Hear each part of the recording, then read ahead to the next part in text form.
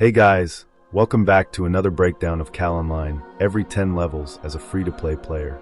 The grind has been real, and when you're not using your wallet on your way to victory, every level feels earned. The juice is sweeter when the fruit was grown with your own hands. But this time, I'm not going to continue to 100. I'll explain why, but first shout out to Willy, one of the real grinders. He hit me up back when I first started making Kal videos, and I ran into him again at 90. Dude's been pushing as a returner, hitting 88 on pure grind, and we teamed up for some infinite tower runs. We had a solid system banking infinite tokens until we got together and ran them in conjunction. At that point, it still felt doable. Then I ran solo infinite tower for the first time at 90. That was a wake-up call. These mobs weren't just scaled up, they were hitting like trucks. You feel it when you lack upgraded armor pieces. Defense isn't just the defense points, but health as well. It gives raw survival, especially when you need to take a few hits each time you cast Life Drain. If your gear isn't good enough, you won't make it through the cast to heal up. As soon as I hit level 90, I got some new monsters for my mission list: crazy demon workers and gale zombies. Finally something fresh after doing a month of gigantic species near City of Priest. But turns out they're locked behind a quest. You need element essences from Tower of Priest floor 7+, and then even more boss drops. So despite reaching the level, I was stuck behind the quest before I could do the daily missions. After hours in Tower of Priest, I scraped together iron and fire elements, bought the rest. The boss items I needed were Ilrir's ring, which drained my funds, but shout out to Faquayu, the highest level shaman on Kal, who saw me go bankrupt and covered me so I didn't miss out on medals of honor for the week. That kept my infinite tower purchases maxed. I won't forget this fella. Valley of Diva unlocked, baby. New map, new grind. Just stay away from the wooden ramps. You get stuck on the bottom of them, and monsters chasing you just beat you down. On the plus side, better EXP, better drops. Finally moved on from flowers to milk vetch. But the mobs have way more HP, making grinding slower despite the EXP boost. This is alleviated once you get your ultimate skills, especially on Shaman where you get a stun. This is how you'll be able to cast Life Drain most of the time with bad gear. The Awakening quest was another roadblock. You need Shadow of Diva kills, but they're literally impossible to kill without a thief and healer. Either you pay market prices, which is 2 mil per piece, and you need 25, make an alt character, or beg guildmates to help while robbing them of their own wealth. I could have sold floor 3 infinite tower tickets for quick cash, but I refused to slow down progress for power. The skills would come eventually. Tried crazy demon workers for an hour, which is on the channel to test loot and EXP. Tons of bug terrain that gets you stuck to watch out for, so be careful of that, but really good experience for level 90 honestly. You can make it far in the game, even free with no EXP boosts. Found out the hard way when I died in some random spot near a tree. But shout out to YourLastHope / UltimateCrit. Dude revived me when I was out of rebirths, saving me from a massive EXP loss. Big thanks to KaasDK too. Helped me clear demon conjurers by lending me G80 peripheral gear for a few days. Running into eNCORe again was also a moment. Dude helped me get a legacy of Heavenly King Alpha LVL1, a massive upgrade. This game has so many amazing people playing it, selfless with their time and effort. You don't get that on the big titles anymore. Wild boars are rebirth farmers in Diva though, stay the hell away from them. They stun you, and that's it, instant death. Dailies send you straight into their zones. Someone I was grinding with suggested teleporting out if you get stunned. If you react fast enough, you can sometimes make it out alive. At this level, deaths are devastating. You have to choose between armor or quests. You can't afford both. I went for quest items, leaving me with G65 armor at level 95+. That meant every slow cast or misstep could kill me.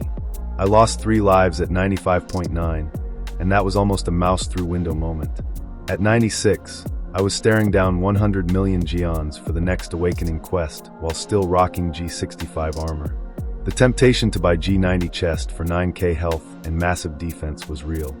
Finally, found a clean G90 chest for 60kk, bought it, and immediately felt the difference. Grinding went from death-defying to tolerable. At 97.5, EXP slowed to a crawl. Party floor 3 runs with a dude named Christian gave me about 40% of a bar per ticket at 98. But it was clear, this was a wall. Daily infinite tower entries were worth the same as grinding. And grinding was barely worth it at all, in the nearly 4 months I'd been playing. I had gotten 1G75 drop ever. There are methods to make money, but after doing your dailies, which can take an hour, and your daily infinite tower, which after doing it 200 plus times becomes unbearable, you really need to not be working that day to grind any more than that, which I'm working pretty regularly, so putting in extra time wasn't on the agenda for a chance at making Geons. At 99, the final straw hit. Every pull in Diva was dangerous, every death cost 30% EXP, and I was dealing with Korean server ping, knockback, and stun mobs. I tried completing a Gale Skeleton Wizard mission, died twice in a row, and just closed the game. I considered quitting that day, but thought surely I'm just a bit burned out, and gave it a few more days. I don't hate the game, in fact I love it, and the community. For months of grinding though, taking every EXP loss on the chin, pushing forward without pay to win, it wears you down. Whenever I logged in, even after a hard day at work, I would have to be in the zone, play perfectly, and pull safely because every cast, every movement, every bit of lag can cost me hours of progress. I thought I'd push to 100, but I'm gonna pull the pin for now. 99 isn't really that big of a hurdle. I could use my daily mission tokens to sell infinite tower floors, and with that money buy gear to make the rest of the game less risky. But I don't love doing the same infinite tower run every day. The monotony is pretty tough, full respect to the players who have been doing it for years. I would love to just say I'm taking a break, but in the past GameAgit have hidden my gear, and when I submitted a C/S ticket to get it back, they said their files were corrupted and have no record. I imagine something like that will happen again, so let's call this a break with the hope they don't delete my stuff again. I'm currently looking for my next MMORPG to hop over to.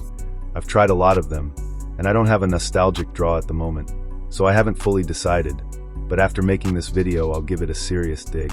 I've been playing around on Street Fighter lately. That's been interesting. I've never played too much competitive 1v1, usually just team games. I've been considering RuneScape too. I like the look of RuneScape 3 more than old school. If I had my way I'd be playing RuneScape Classic though. I miss those paper walls and odd walking animations, especially the wilderness in monk's robes. If there was a system that let free-to-play players show their achievements, like a hardcore mode in RuneScape, maybe that challenge would feel more meaningful on KalOnline. But alas, there's no real recognition for going free to play on KAL. You just have worse gear, slower experience, and infinitely higher risk of losing hours of progress on death. For now, this is where I leave KalOnline. Thanks to everyone who played alongside me, revived me, helped me, and made the grind better. You guys made these 4 months for me, and I wouldn't have stuck it out without you all. If anyone tunes in that doesn't actively play and wants to give it a try, I can tell you honestly, without any quote-unquote sell, that the game is worth it. People know each other in the community. If you love the journey of a grind with an audiobook, the game is for you. If you love stacking huge packs of monsters and area of affecting them down, the game is for you. If you like achieving expensive hard to obtain gear that you can wear as a badge of pride on your character, this game is for you. KalOnline is, in my opinion, the spiritual predecessor of Black Desert Online, and has an unbeatable aesthetic and feel to it. If you come back, consider leveling a buff shaman alongside your main. You will find the infinite tower dailies much more bearable, and you can progress much faster with double the entries as a free player. With that, I sign off and look for my next adventure.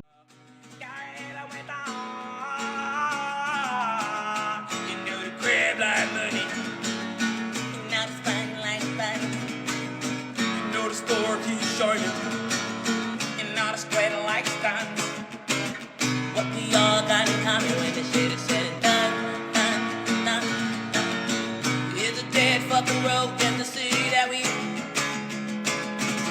run. I just brought my main, watch my eyes on, sipping hella lean on me high.